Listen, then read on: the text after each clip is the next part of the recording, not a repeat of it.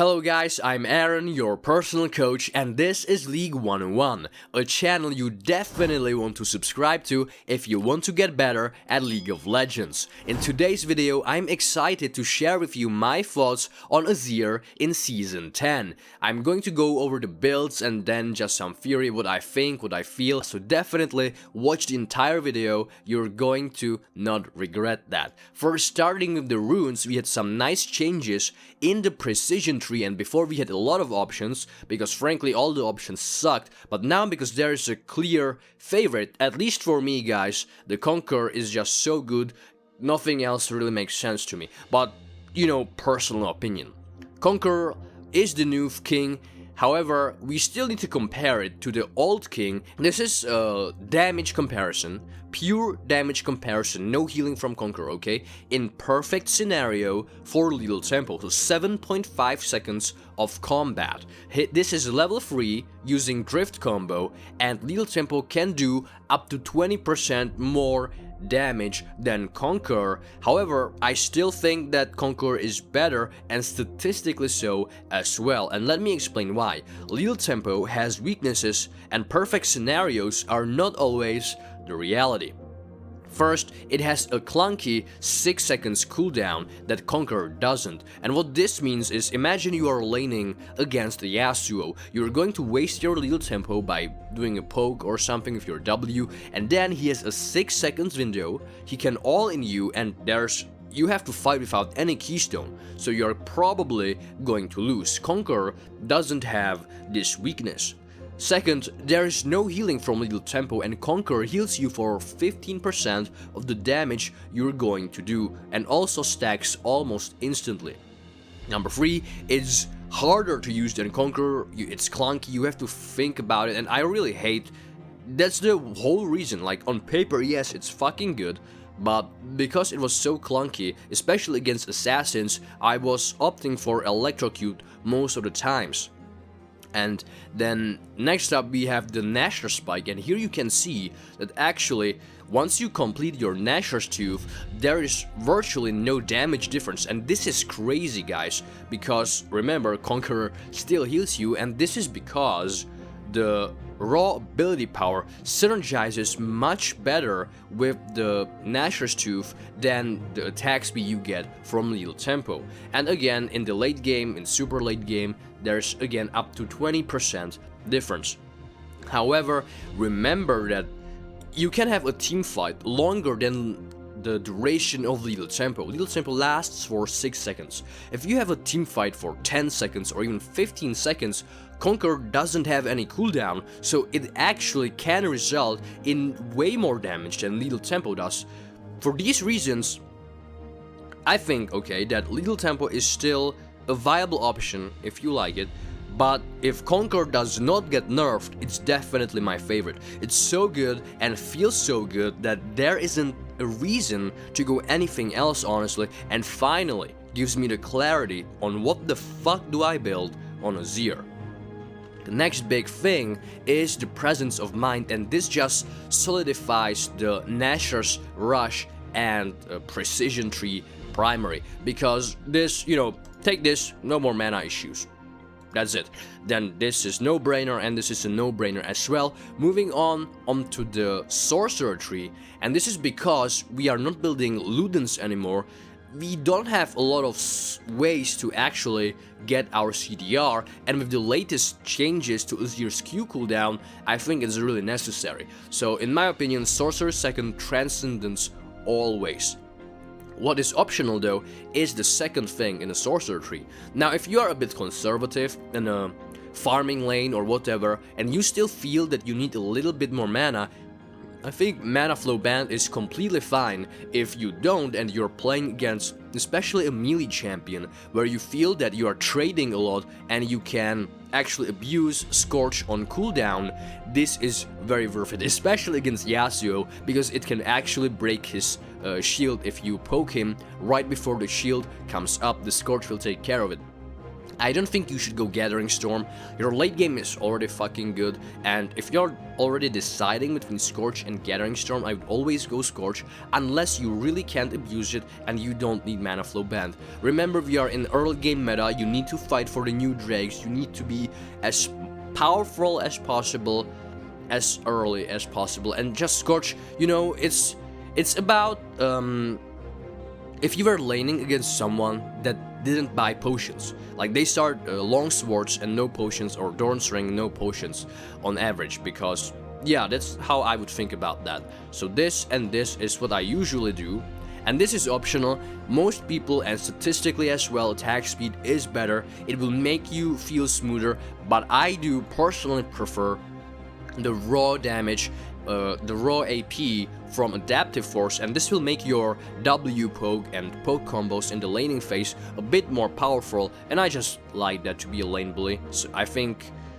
for most people this will feel too slow, so going attack speed is completely fine. Then second, Adaptive Force, no brainer, and this against AP, against AD, and this is the best scaling out of the three. I mean, it's not a big difference, but you know, take what you can, and I would take this if you are against mixed damage or a lane that is so easy that you don't really need any defense. For example, a Vladimir comes to mind, okay?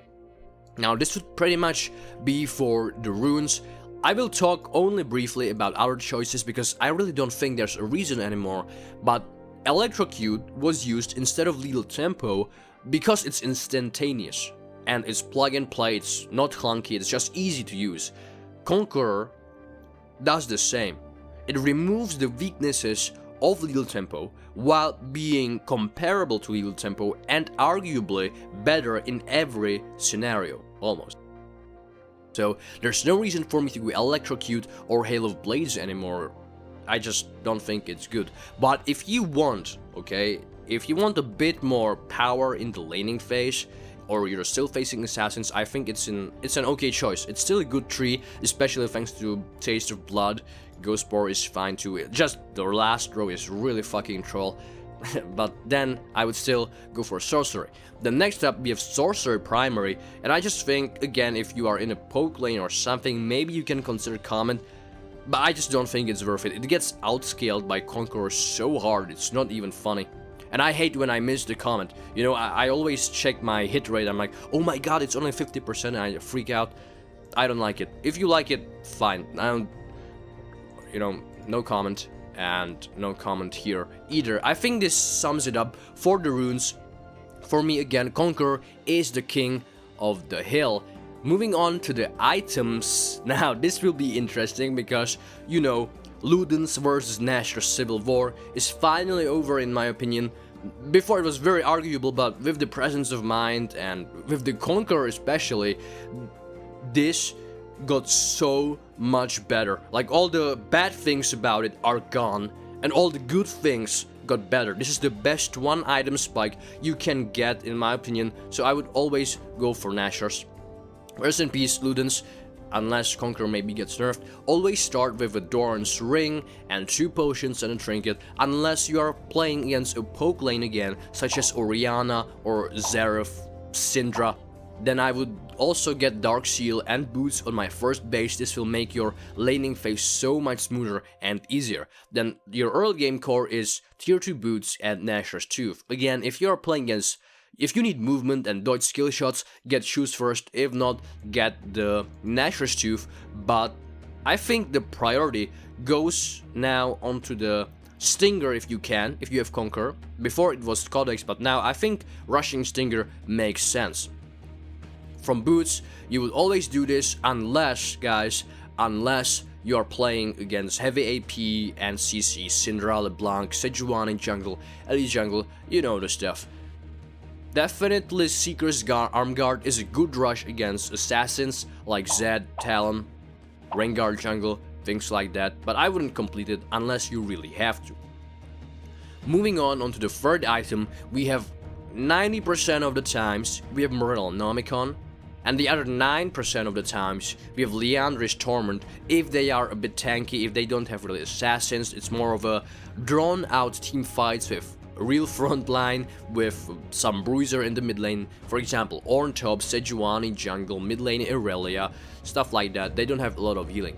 However, if they don't, Morellonomicon most of the time, if they don't have healing, I would just sit on the orb and not finish Morellonomicon and then just continue to my late core. Now, I do have Rylai's here, guys, but, you know, just to talk about it, because, yes, again, on paper, if you do the math and blah blah blah, it looks good. The stats looks good, it's cheap. The problem is, okay, I went into my last 50 games, and I checked, would Rylai's be better than Morello's here? And I didn't say yes a single fucking time, because remember, Akali doesn't care if you slow her by 100% because she has free fucking jumps. Like in this meta, every fucking champion has some form of mobility one way or another way that makes slows somewhat obsolete, especially a small slow like 20%. Now if there is a scenario that you can actually kite melee champions, like if someone plays Garen top or Darius top, mid lane Galio or Nautilus and jungle, what doesn't have mobility in jungle, like every fucking thing in like Shyvana jungle, you know, just things that don't happen, but maybe once out of 100 times this would be good. But honestly, most of the time Morellonomicon, the other times this and this, fairy tale, you know, it's probably not gonna happen. Then we proceed to the late game core, and this is pretty standard. You just go Rabidance into Void Staff unless you see that your targets that you think you will be hitting a lot in team fights or in lane are going to start approaching about 90 MR. Then you will get Void Staff before Rabidance, and then you get Rabidance. Moving on, we have situational items, and you can build the situational items anytime after your core item. So I wouldn't go Hourglass first item, but I think going after Nashor's Tooth is fine, and it would replace the third item. So it would replace Morellonomicon, Liandry's, or Rylai's. Zhonya, this makes you, it's not a bad item at all. It doesn't have as much damage, but it will allow you to make teamfight winning Shurima shuffles that you otherwise couldn't, so the active is very valuable for champion such as Azir. Next up we have Banshee's Wail. I wouldn't hesitate to build this if I see Sejuani jungle or LeBlanc mid, Blitzcrank support, like important abilities you want to block, and the MR is always nice. Next up, this is how your pretty much average game would look like. Standard build, by order, boots into Tooth, into Morellonomicon, the hat, the Void Staff, and Hourglass. And this is just, you know, your trolling section. I don't want to offend anyone, so this is just my personal opinion and math, science opinion. But if you want to disagree with it, that's fine by me. Berserker's Greaves, really troll. This, mega troll. And these items, okay, let's talk about them because they can look good on paper. And maybe if your games go to 50 minutes or 40 minutes, guys, I saw, since the preseason started, I saw 2 Elder Dragons. And I play at least 100 games. I saw 2 Elder Dragons. Do you know what that means? It means that late game doesn't happen. Late game is what mid game used to be. You have early game, and then you have late game. There's no, you know, getting to 6 items is very rare. And I really believe that you need to focus on the 1 item or 2 item power spike the most, because this is where the game gets decided. The game gets decided in the laning phase and then on the first item spike, because the first or second dragon is coming and they are really fucking OP. So I think if you're building this, you're throwing away your lane, you're throwing, and you're just praying, or you're really thinking that this game will go long. Like if you look at your statistics and your game actually go to 50 minutes, okay, I think you can build a Rod of Ages into Nashor's, or maybe tier into Nashor's and then complete this, but I personally think it's troll. And also, buying mana items is a bit a bit obsolete when you can get 500 from Presence of Mind and 250 from Mana Flow Band, and Mana Flow Band was already, it was like on the edge, because sometimes you would just go home and feel really garbage, but yeah, 250 was manageable. Now you can 750 mana, okay, so let that sink in. Again, just my personal opinion, so if you want to disagree, I'll see you in the comment section. The Civil War is over though, in my opinion, so let's move on onto the summoner spells. And you see most professional players and high-elo players go TP, and that's because, you know, you can poke as much you want, then you just reset, go back with full mana, full HP is really broken. You can also split push and gank other lanes. It's so good, but the problem is it's the most skilled summoner, in a sense that it's the hardest one to use. Now it's noob in a way that it's so OP, but you need to understand tempo, you need to understand base timings, you need to understand when to split push, a lot of things. So if you don't understand these terms, and it's a pretty big topic, so I'm not gonna go over it in this video. In future I will, but not here. You should definitely go for a combat summoner. Now if you think they don't have Ignite, this is probably the best one against like slow lanes, control mages, Vladimir or something like that. If you are playing against an assassin, they most often have Ignite, so I recommend going Barrier or Exhaust. Now the difference between Barrier and Exhaust is that Barrier has 30 seconds lower cooldown than Exhaust. However, it's less impactful. I'd say that especially later in the game and in the mid game, it is less impactful than Exhaust. Exhaust is way more impactful, but it's very long cooldown.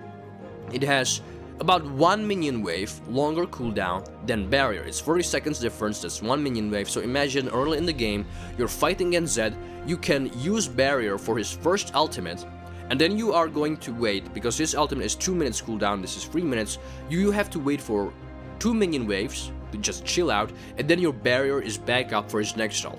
With Exhaust, he has additional 30 seconds window that he can abuse against you, but I'd say that I prefer Exhaust, but both are really good. It's just personal preference. Now, Ignite is still, if you want to set the world on fire, you know how it goes. If you're smurfing or if you really think you're way better than the enemy, I'd say that it's on the line of troll, like between crazy and good, you know, thin line. I think if you want to, you can do it in some matchups that you feel like you have a lot of kill pressure, but it usually means that you are better than the enemy. And Cleanse is obvious against, I don't know, Morgana, Sejuani jungle, Elise, Twisted Fate. You don't want to get in the late game rapid fired by Twisted Fate from 10 screens away, stunned for 2 seconds. It's just a really bad feeling. Anything else I'd say is Troll. Yeah, like I think, yeah, that's pretty much it for the build on Azir. Now my thoughts on Azir in Season 10 is, honestly guys, I haven't been playing Azir for 3 months since the last nerfs. And then when I got back into Azir, it was rough. It was really rough. I felt like a little bit of a beginner again. So the first 2 days I was really inting my ass off. And this is on my Grandmaster Smurf that is close to Challenger, so I'm playing against good players. And my thoughts are that yes, Conqueror is better. Azir got better. And if the meta, I don't see it happening with the way the dragons are, but if the meta shifts to late game, Azir has the potential to be S tier, but right now, mostly because of the meta, I would put him into, if you play him decently, I would not put him into A tier, I'd put him into B tier, and if you play him really fucking good, like equal to me or slightly better, I would put him into an A tier blind pickable champion, but not like A+.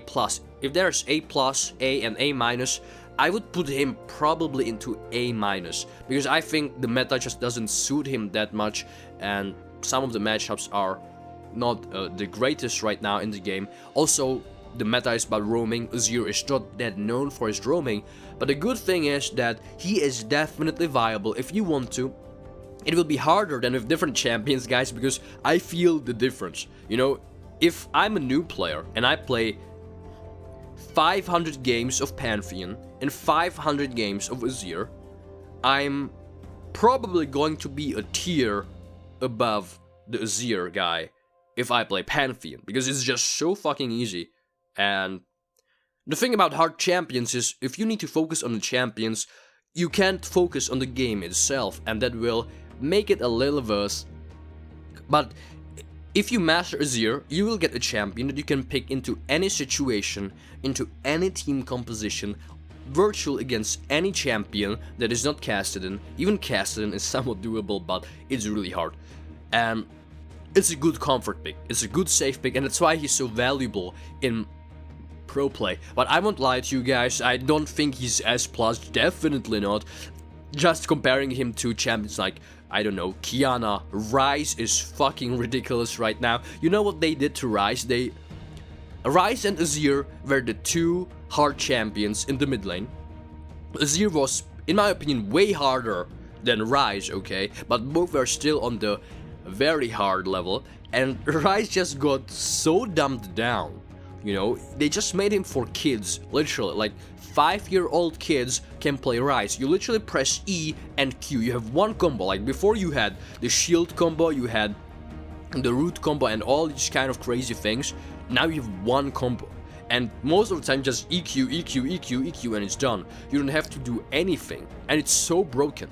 Like the wave, even the win rate for players that are not professionals is actually like 39%, which is like crazy. So if they are going to do something about Azir, like rework him or change him, I fucking hope that they are not gonna dumb him down, that I just feel I'm literally brain dead when I'm playing Azir. Because Azir is unique in a sense that he is hard and he can do many things. Imagine they just, I really don't know, they just increase the damage, make the shuffle super easy or something, make the Revenant super easy. I don't know, just make him easy. You're really easy, like fucking easy. And stronger. I mean, it could be, I'd prefer that he's hard, and if you master him, he's really fucking good, but if not, you will just suck. But that's just my opinion. You know, not everyone has thousands of hours to put into this game, so I understand Riot's approach. That's just my thinking. I think that if Azir is kept in this state, he is going to be decent, and if the meta changes, he can be really good.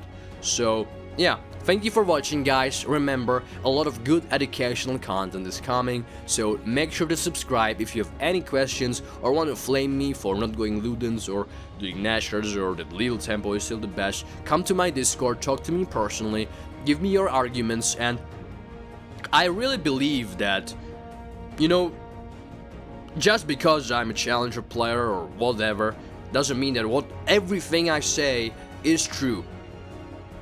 Some things can be wrong, and even from a silver player I can learn. But yeah, most of the time it's stupid things, but sometimes I'm surprised. So again, thank you so much for watching, and have a nice Season 10. See you again next time.